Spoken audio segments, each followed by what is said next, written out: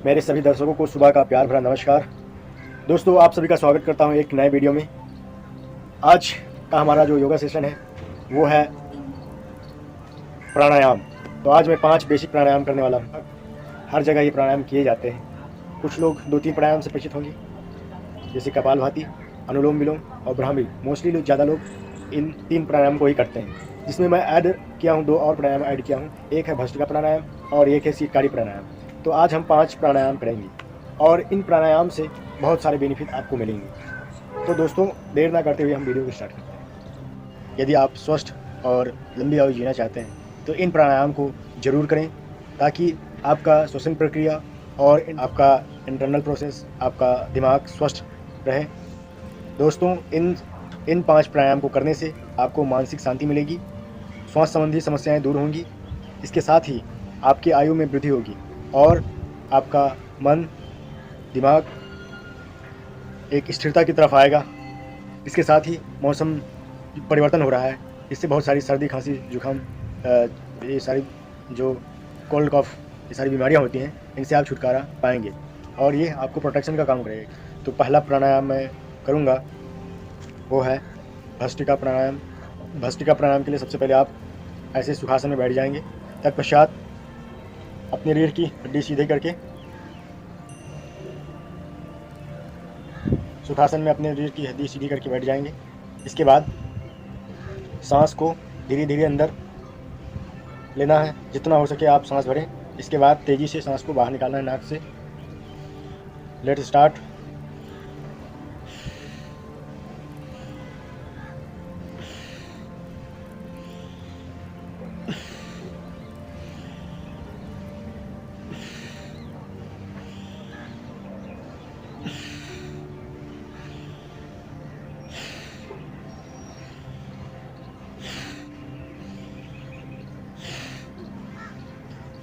यदि आप चाहें तो इस भस्त्रिका प्राणायाम को ज्ञान मुद्रा में भी कर सकते हैं। ज्ञान मुद्रा के लिए ये है, आप अपने अंगूठे और तर्जनी को आपस में ऐसे रिंग की तरह बना लेंगे और सामने की तरफ ऐसे कर लेंगे। दोनों घुटने पर रख लेंगे इसको और सांस ग्रहण करना है और तेज़ी से सांस को बाहर निकालना है।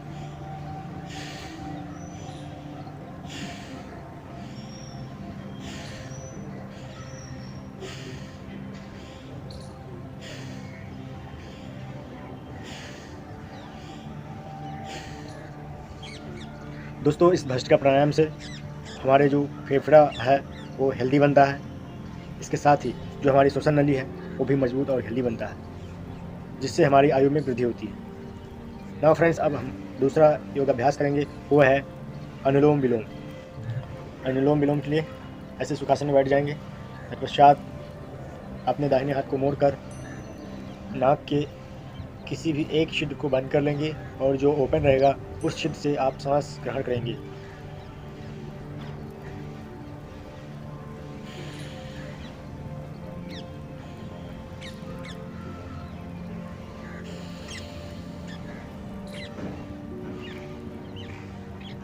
और इसको बारी बारी से चेंज करते रहेंगे। पहले सांस लेंगे, इसके बाद दोनों नाक के छिद्र को बंद कर लेंगे और होल्ड करना है अंदर की तरफ। फिर 15-20 सेकंड बाद दूसरे छिद्र से उसको बाहर निकालना है।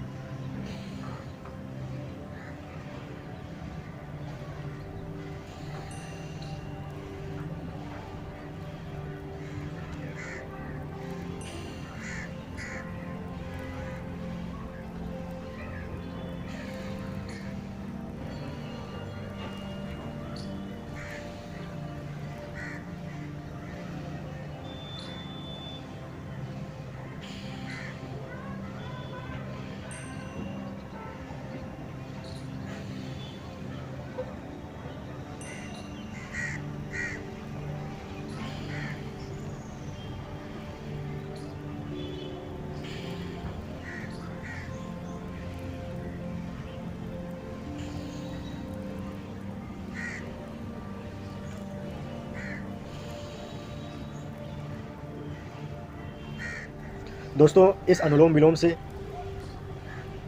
हमारा जो मानसिक तनाव है वो दूर होता है। इसके साथ ही आयु में वृद्धि होती है और यह स्वास्थ्य संबंधी समस्याओं को दूर करता है। इसके साथ ये मौसम संबंधी जो सर्दी जुकाम जैसी बीमारियाँ होती हैं, इनसे राहत दिलाने में बहुत ही मदद करता है। यह एक तरह से हमारे शरीर में प्रतिरोधक क्षमता बढ़ाने का काम करता है।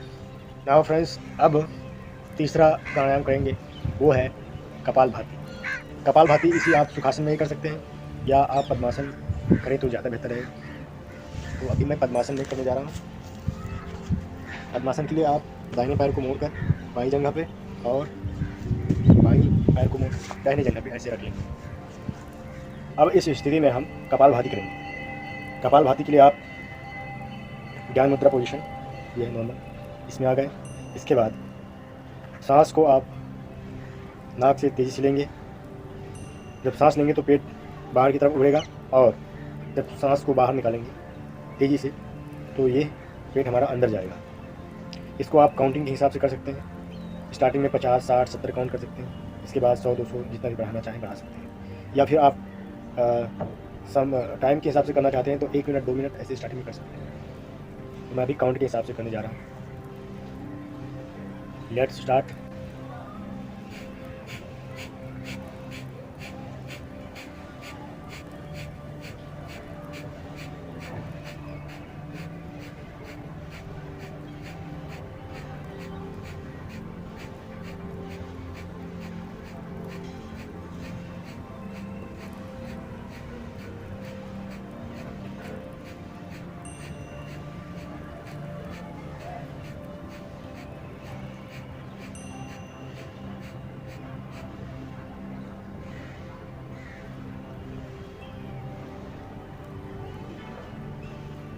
फर्स्ट साइकिल हो गया हमारा। सेकंड, इसको रिपीट करना है दोबारा।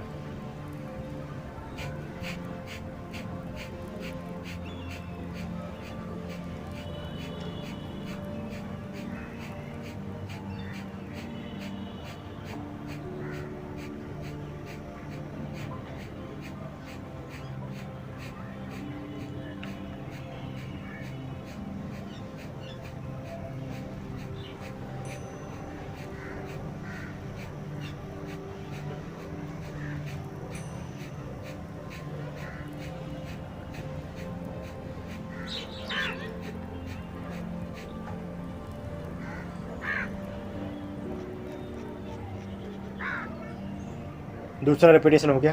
अब नाउ तीसरा रिपीटेशन हम करेंगे। तीसरा रिपीटेशन थोड़ा सा अलग करेंगे। सांस हम पहले भर लेंगे, इसके बाद एक ही सांस में 15-20 बार उसको बारी बारी से निकालने की कोशिश करेंगे। जैसे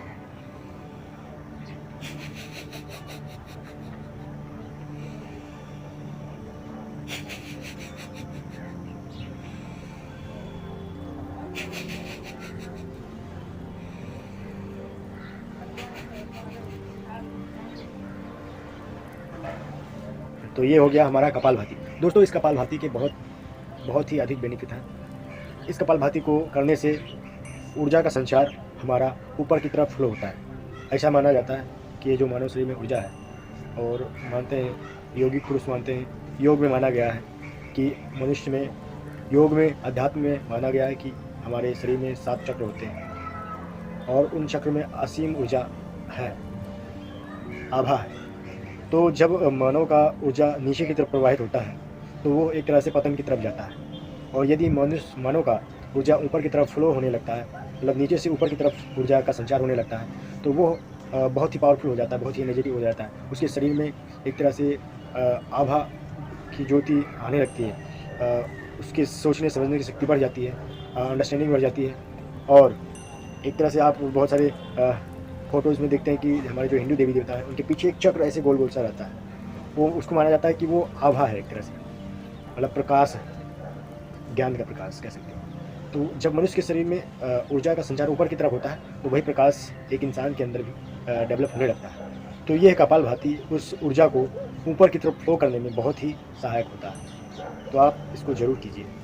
अब दोस्तों, हमारा चौथा प्राणायाम है, वो है ब्राह्मरी।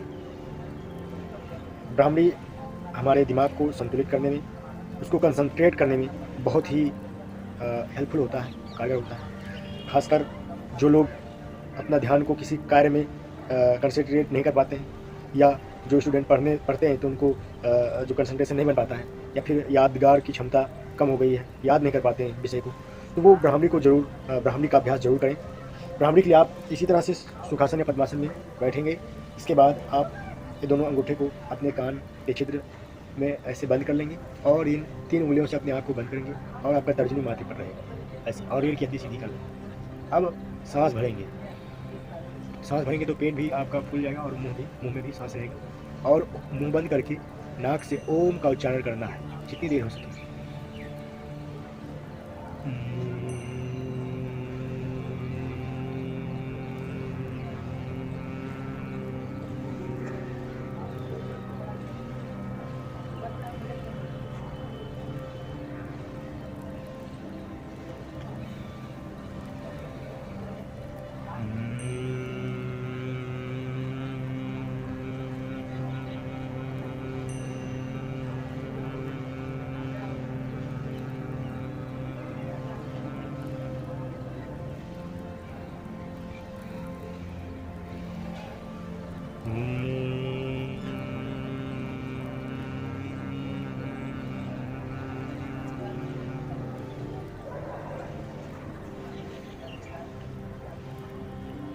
अब अपनी आँखों को थोड़ी सी सिकाई कर लेंगे, हाथ दोनों मल के हाथ के पंजे को वापस में से घर्षण करेंगे। इसके बाद अपनी आँख पे ऐसे रख लेंगे, इसको सेकना है।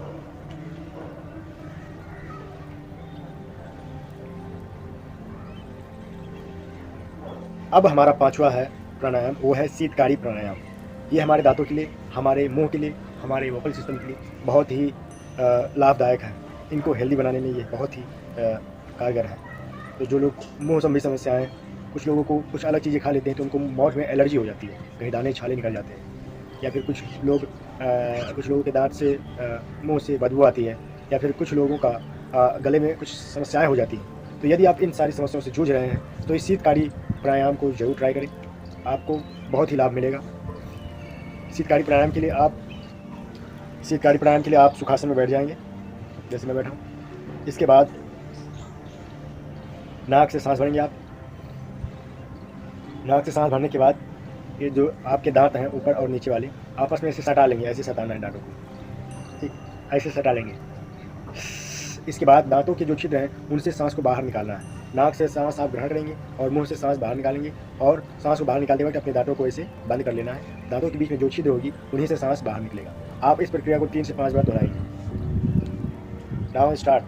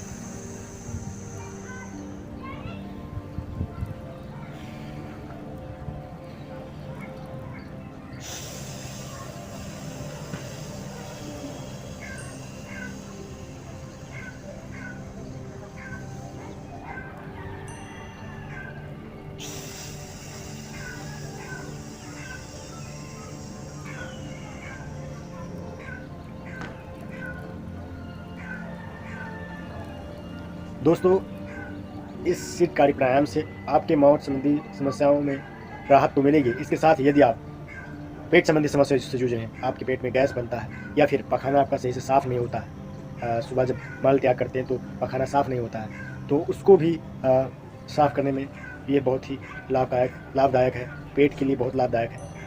तो इस तरह से हमारे 5 प्राणायाम आज यहीं पे समाप्त होते हैं। आशा करता हूँ कि आपको ये वीडियो पसंद आएगा और आप रोज़ाना इन सारे प्राणायामों का अभ्यास करेंगे और इसका बेनिफिट ले पाएंगे। थैंक यू दोस्तों।